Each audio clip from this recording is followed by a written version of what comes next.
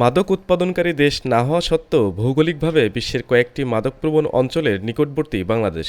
আর এ কারণে বিগত বছরগুলোতে বিভিন্ন মাদকের অবৈধ প্রবেশ ঘটেছে।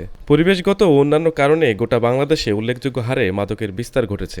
ছাত্র জীবনে অবসর টাইমে যদি তারা এই নেশাগ্রস্ত হয়ে যায় তাহলে এটা নিশ্চিত যে তারা শুধু নিজেকেই ধ্বংস নয়, আমাদের আগামী প্রজন্মকে ধ্বংসের দিকে ঠেলে দিচ্ছে।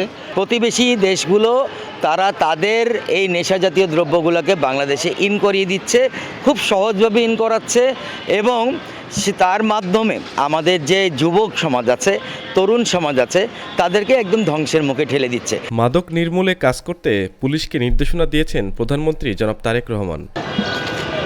একটি সুশিক্ষিত জাতি তৈরি হয় শিক্ষা প্রতিষ্ঠানে।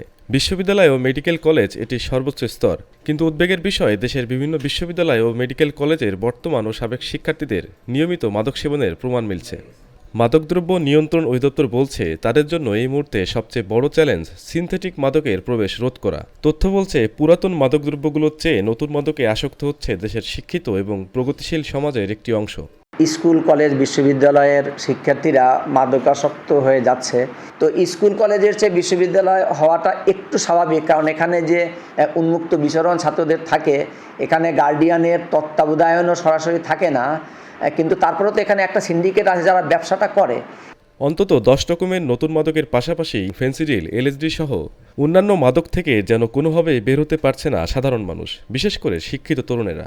ওরা বুঝতে পারে কিন্তু ওই জায়গাতে ফিরে আসতে পারে না, বুঝতে পারছেন? ফিরে আসতে পারে না, ওটা ফিরে আসা খুব কষ্ট। যখন মাদক অ্যাফেক্টেড হয়ে যায় তখন সে জাতি চিন্তা করে না, নিজের চিন্তাও করে না।